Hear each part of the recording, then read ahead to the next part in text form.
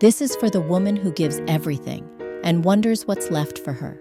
This is not advice. It's not instruction. It's just a voice telling the truth you might not say out loud. May you feel seen, soothed, and a little less alone. I used to know the woman in the mirror. She smiled like she meant it, danced like no one was watching. But somewhere along the way, she started fading. Not all at once, just quietly, almost politely, until I could barely find her at all. I used to know the woman in the mirror. She had a particular way of looking at herself, chin tilted just slightly, like she was in on some kind of secret. It wasn't about vanity. It wasn't about beauty. It was something else entirely, something quieter, like a kind of comfort in her own skin. A sense that she was rooted steady, still growing, but whole. I don't know the exact moment that look began to fade. Not all at once. Not in a way anyone else would notice. It was gradual, soft, almost polite, like a guest who quietly gathers her things and slips out the back door without disturbing the party. There wasn't a single crisis. No dramatic turning point. No thunderclap. That would have been easier maybe. Easier to name, easier to grieve. But this was just the slow, daily forgetting. The steady blur of self beneath layers of obligation, repetition, usefulness. Every day there were things to do, people to care for, places to be. I became very good at being efficient. I answered emails while stirring soup, folded laundry with a headset on a conference call, texted reminders while waiting at traffic lights. I juggled everything, kept all the plates spinning, and people noticed. They said things like, "I don't know how you do it all, and you're a machine and you make it look easy." I would smile, say thank you, maybe laugh. I got used to that version of myself, the one who could hold it all, handle anything, be everything. It became my costume, my mask. It fit well, it was praised. But underneath there was something else. A small voice maybe, a faint outline, a shadow, something slipping out of focus. There were moments, brief ones, when I would catch a flicker, like the time I sat in the car a little longer after running errands, letting the silence wrap around me like a blanket. Or the nights when everyone had gone to sleep, and I would stand in the kitchen with the lights off, just standing. Not tired, not exactly thinking, just paused. Sometimes I would find myself staring at the walls of my own life, wondering where I'd gone inside it. I was there technically. My name was on the mail. My voice echoed through the house. My signature was on the permission slips. My scent was on the pillows. But the deeper part, the part that used to sing in the shower, or make playlists for long drives, or stay up late scribbling half-formed thoughts in the margins of old notebooks, that part had gone quiet. I didn't tell anyone. There didn't seem to be a space for it. Everyone was busy. Everyone was carrying something. And besides, what would I even say? I think I'm disappearing. That sounds dramatic, self-indulgent, ridiculous even. I was healthy. I had a job, a family, a home.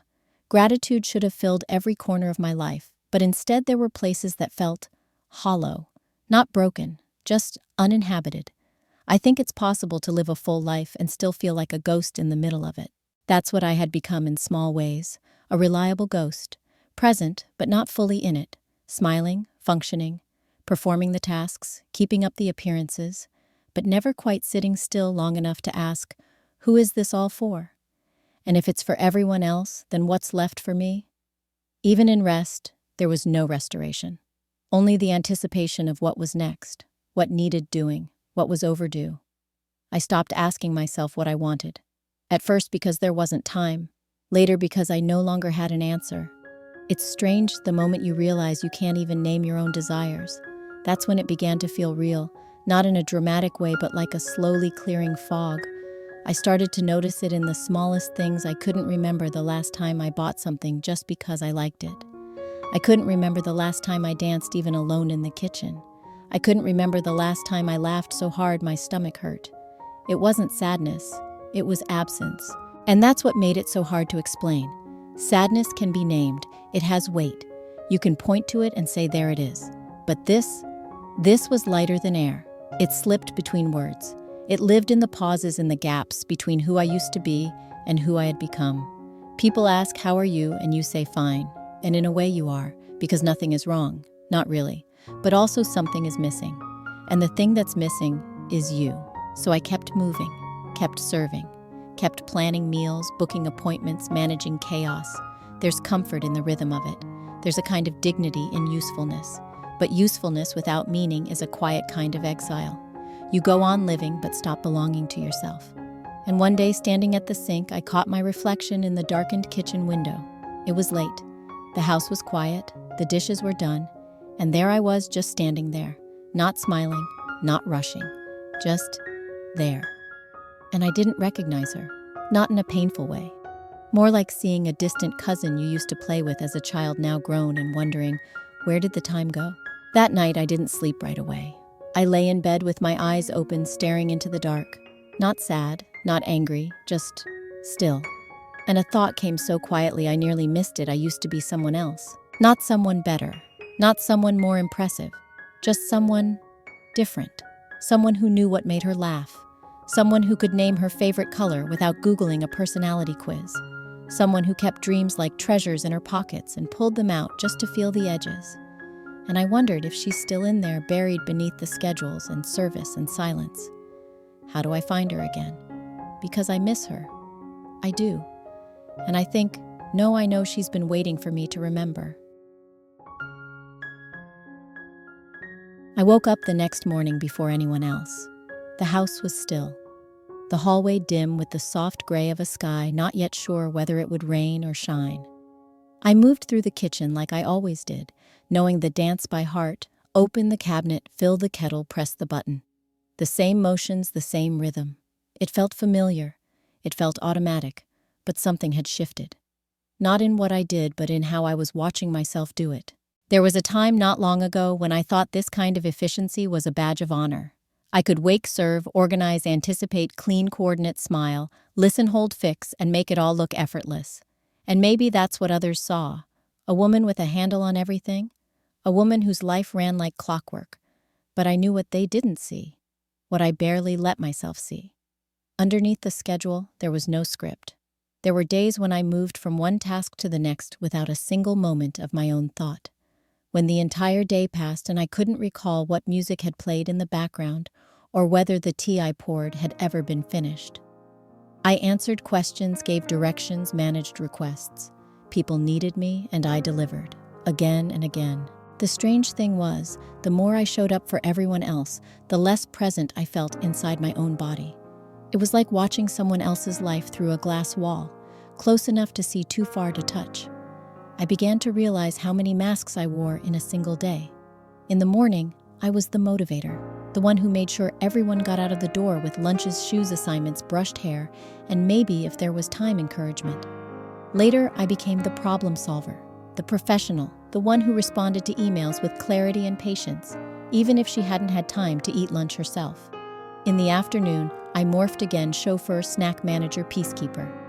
By dinner, I was the listener, the plate filler, the person who kept the conversation moving, even when I had nothing left to say. And at night, when the lights were low and the door was closed, I became invisible even to myself. Some nights I would stare at my own reflection while brushing my teeth and feel like I was looking through a window into someone else's face. Someone capable, reliable, functional, and also unreachable. I didn't dislike the woman I had become. That would be easier in a way. No, I respected her. I admired how well she could adapt, manage, hold it all together. What I struggled with was the feeling that she had taken over the space where someone else used to live, someone softer, someone less edited, someone who didn't always know what to say or how to fix things or what was coming next. I remembered a version of myself who used to wander. She didn't rush through bookstores. She lingered. She used to sing in the car with the windows down without caring who heard. She used to take photographs of small things, a chipped mug, a broken window, a forgotten flower growing through a crack in the sidewalk, because she thought beauty deserved to be noticed, even if no one else saw it. I couldn't remember the last time I'd looked for beauty that wasn't useful. It wasn't that I'd stopped feeling things. It was more like I had stopped letting myself feel them fully. I compartmentalized. I rationed emotion like it was a resource that had to last through the end of the week. There was no space for softness in the middle of everything I needed to be. There were deadlines, appointments, meetings, meals, bills, reminders. I learned how to swallow things, whole fatigue, confusion, silence, and keep going. Sometimes I would look at a photo of myself from years ago, not a special photo, not a posed one, just a candid moment, and try to trace the lines from that face to this one. Same eyes, same jaw, same smile, though something behind it had shifted. It wasn't time that changed me. It was service. Not in the noble sense, not in the self-sacrificing sense, just in the everyday sense. The 1,000 quiet choices to put something else first. It didn't feel like giving up anything at the time. It felt like being responsible, like being grown, like being good. But now I wonder what happens when you serve so long you forget you have a name. I don't say that out loud. It feels too big, too abstract. And besides, what would I do with the answer? The groceries still need to be bought. The forms still need to be signed. The conversation about retirement planning still needs to happen. So I do what I've always done. I move forward, I check the boxes, I show up. But something inside me has started noticing how much of my life I narrate in checklists and responsibilities, noticing how rarely I'm asked, "What do you need today?" Noticing how often I brush off my own reflections in favor of completing one more task. It's not anger, it's not resentment, it's not even sadness, it's just awareness. Like the moment you walk into a room and sense something's missing, but you can't quite name what it is. I started catching glimpses of that feeling more often, when I pass a mirror and hesitate just slightly, when I hear a song from years ago and feel something stir uninvited, when someone asks, "How are you?" and I pause for a second too long.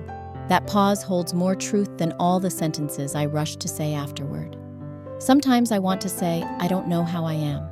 I think I'm doing well. I'm doing everything I'm supposed to." But it's been a long time since I asked myself who I'm doing it for. But I don't say that. I smile. I answer kindly. I shift the focus back to them. I've learned how to give without being asked, how to listen without interrupting, how to nod even when my own thoughts are loud. It's a skill, one I've honed for years, but it comes at a cost. I've grown so used to being who everyone else needs me to be, I stopped asking who I need to be for myself. And now, quietly underneath it all, that question is starting to rise again. Not as a scream, not even as a demand, just a whisper. And this time, I'm not looking away. It didn't start with a dramatic moment. No breakdown, no crossroads, no lightning flash. It was much smaller than that. It was the kind of moment that could easily slip past if you weren't paying attention. But something in me was beginning to look up again. I was standing in the kitchen wiping the counter after dinner. The house was still buzzing in its usual way, dishes clinking, a chair being pushed back, footsteps down the hall. I wasn't thinking about anything in particular, just moving, doing the same way I always did. Then, as I turned to rinse the cloth, my eyes landed on something pinned to the refrigerator. It was an old photo. The edges were curled from years of being handled, the colors faded into softness. It was me holding a coffee cup in a park somewhere, sunlight tangled in my hair. There was nothing remarkable about it, just a moment caught mid-laugh. I hadn't looked at it in a long time, and yet in that moment, I couldn't look away. I stared at her, at me. Not younger, not thinner, not glossier, just different. There was something in her posture, in the tilt of her head, in the way her eyes weren't focused on anything performative. She wasn't smiling for the camera. She was simply caught in the act of living. That image stayed with me longer than it should have. Later that night, when the dishwasher was humming and the lights were off, I found myself thinking about that photo again. I tried to remember the exact day it was taken. What had we been doing? What did that version of me feel like? It wasn't nostalgia. It was closer to recognition, a flicker of something familiar, a sense that I had known her once and somehow lost touch. I went to bed that night and lay there with my eyes open. There was nothing particularly unusual about the day, nothing that should have kept me awake, and yet my mind returned to that photo again and again, like a question I didn't know how to answer. The next morning, I went about the routine as usual, but something had shifted. A thin thread had been pulled loose. I was beginning to see things differently, not with judgment, not with regret, just clarity. I noticed how quickly I moved past my own reflection in the mirror, as though pausing to look would reveal something I wasn't ready to see. I noticed how I spoke gently to others, but rushed my own thoughts, barely giving them air before dismissing them as unnecessary. I noticed how I filled every silence with motion, as if stillness might say too much. In small ways, I had been keeping myself at a distance. The days moved on. Nothing changed, and yet everything felt slightly off axis. I found myself reaching for things I hadn't in years. I played a song I used to love and let it run all the way through instead of skipping to the next task. I stood outside in the evening air longer than necessary just to feel something quiet touch my skin.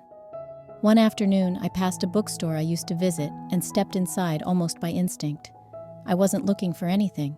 I just walked the aisles, the smell of paper, the creak of old floorboards, the weight of titles I didn't have time to read. I found a small journal tucked between bestsellers, blank and unassuming. I bought it without thinking. That night I opened it and stared at the first page. I didn't know what to write. There was no beginning, no outline.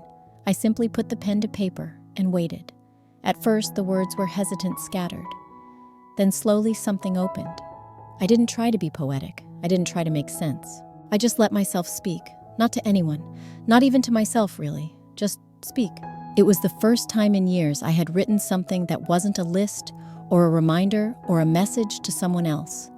It didn't feel like a breakthrough. It didn't feel like anything really. But afterward, I closed the book and placed it by my bed, not hidden, not displayed, just there. The days that followed weren't filled with revelations. They were filled with what they always had been: work meals, errands, plans. But I kept noticing how rarely I moved without being needed, noticing how quickly I said yes without pausing, noticing how the version of myself I remembered wasn't completely gone.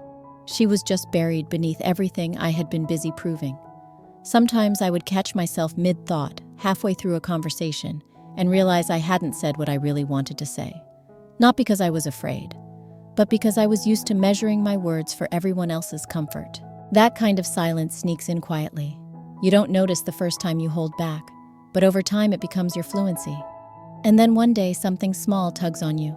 A photo, a song, a passing phrase, something that doesn't ask for attention but receives it anyway. And in that moment, you realize just how much of yourself you've kept in storage. That realization doesn't arrive like a storm. It arrives like a breeze you didn't know you missed. I began to understand something: I had not lost myself all at once. I had given small pieces away over and over for years, not out of malice, not out of neglect, just out of necessity, out of love, out of habit. And now I was beginning to gather those pieces again, slowly, without pressure, without needing a plan. Not because I was ready, but because I was finally noticing they were missing.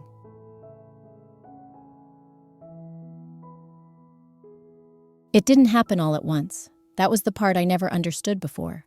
I used to imagine change as something dramatic, a decision, a turning point, a moment where the old self falls away and the new one steps forward. I thought maybe there would be a speech, a breakthrough, a clean start. But the truth is quieter than that. It began in ways so small they could have been mistaken for coincidence. I started waking up a little earlier, not because I had to, but because the silence of the morning asked nothing from me. I would sit with a warm drink in my hands, just breathing, not rushing toward the next task. I didn't call it self-care. I didn't label it anything. I just sat. I was there. And that was enough. I began choosing things for no other reason than because I liked them. A mug with a chipped rim that fit perfectly in my hand. A scarf in a color I had always loved but never worn. A book of poems I found secondhand with someone else's notes in the margins. I didn't need them. I wanted them. And that felt like a kind of recovery. There were moments when I still moved through the day on autopilot. That didn't change. The responsibilities didn't shrink. But there was a shift in the undercurrent. I was no longer vanishing into my tasks. I was noticing myself as I moved. At first, that awareness was strange. It felt unfamiliar to pause long enough to ask, what do I need right now? Not what needs doing, not what needs fixing, but what do I need? Most of the time, I didn't have an answer. But the asking itself became a ritual, a kind of invitation. Even silence, when asked gently, can be an answer. I found myself walking more, not for fitness, not to check a box, just to walk. I didn't wear headphones. I didn't try to clear my mind. I let it run wild if it wanted to. Sometimes I remembered old conversations. Sometimes I rewrote them in my head. Sometimes I thought of nothing but the way the trees leaned into each other like quiet conspirators. I started leaving little traces of myself in places I used to forget. A sticky note on the fridge with a quote that made me pause.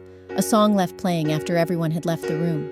A candle lit for no reason. A pair of earrings worn just because they caught the light in a way that reminded me I still liked a bit of sparkle. No one commented on these changes. No one seemed to notice, and I didn't expect them to, because this return wasn't for anyone else. It wasn't loud, it wasn't performative. It was mine. There were still days that felt hollow, still hours when the weight of everything settled on me, and I didn't have the energy to push back. But something had changed in those moments too. I no longer treated them as evidence of failure. I let them pass through me like weather. I had spent so long trying to be everything for everyone else that I forgot how to be enough for myself. But here in the quiet reclamation of small choices, I was learning again. Not in leaps, in whispers. One evening after the house had settled, I found myself standing in front of my closet. I wasn't looking for anything. I just stood there, fingers grazing fabrics I hadn't worn in years. I pulled out an old dress, not fancy, not trendy, just familiar. I held it up to the light and smiled without meaning to. I tried it on. It still fit, though differently. I wore it around the house for no reason. No one asked why, and even if they had, I don't think I would have had an answer that made sense. That moment stayed with me because it wasn't about the dress. It was about the choice. The quiet, private decision to do something just for me. Not because it was needed, not because it was expected, but because it felt like mine. Sometimes I think we expect transformation to arrive with trumpets. We think we'll feel it when we cross the line, but I don't think there's a line. I think it's more like a slow remembering, like walking into a house you used to live in and realizing your footprints are still there beneath the dust. It's subtle the way a person returns to herself. You don't always notice it until something ordinary feels different. A dish you used to love, a song you hum without thinking, a smile that isn't polite but real. And then you pause and realize you're back. Not all the way, not every moment, but enough to notice. And that noticing becomes its own kind of homecoming.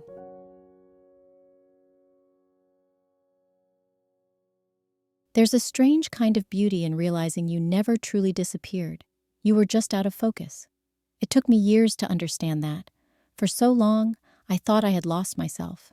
I thought the version of me that danced in the living room at midnight, that stayed up reading until her eyes burned, that wrote down dreams with more faith than fear. I thought she had vanished, replaced by someone more functional, more responsible, more tired. But she didn't leave. She just got quiet. She stepped back and waited while I did what needed doing. She watched while I folded myself into roles that were never meant to be full definitions. She understood when I set aside poetry for grocery lists, and soft mornings for early meetings, and curious questions for efficient answers. She was never angry. She was just waiting for me to remember.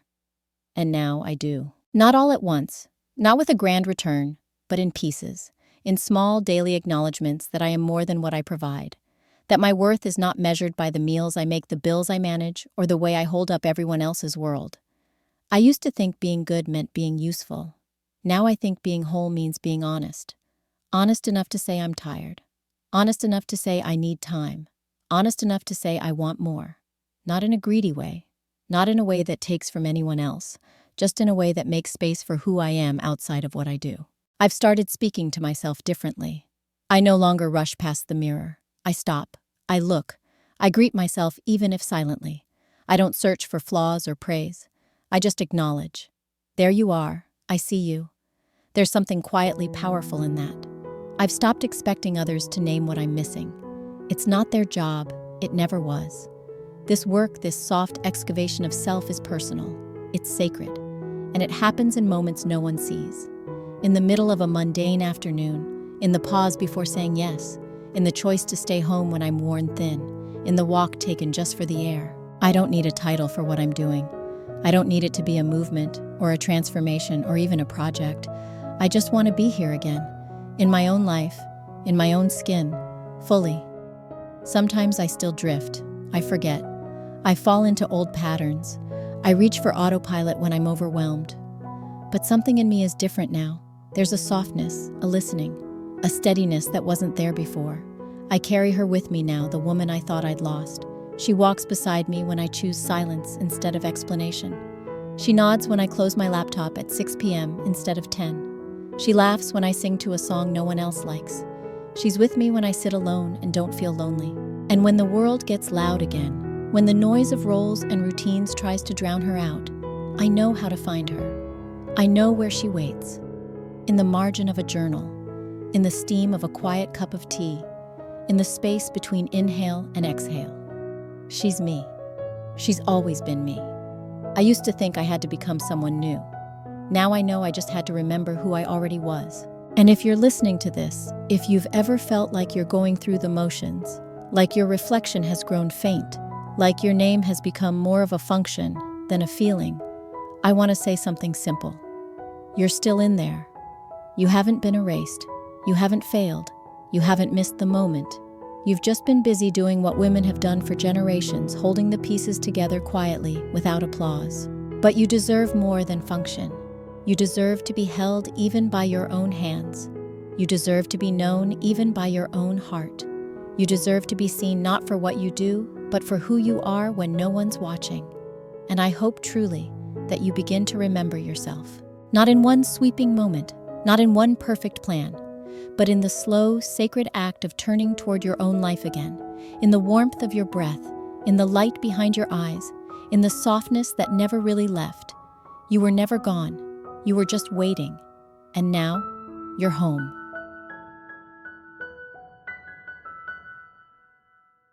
Thank you for spending this quiet time with me. If something in this story felt familiar, if you recognized yourself in the spaces between these words, know that you're not alone. You never were, and you never have to be. This space was created for women like you to sit with what's unspoken, to remember what's been forgotten, and to feel less invisible in a world that often moves too fast to see you. If this story meant something to you, I'd love to hear your thoughts in the comments. Your voice matters here. And if you'd like to stay connected, feel free to subscribe to the channel. There will always be a place for you in these stories whenever you're ready to return. Until next time, be gentle with yourself. You're doing far better than you think.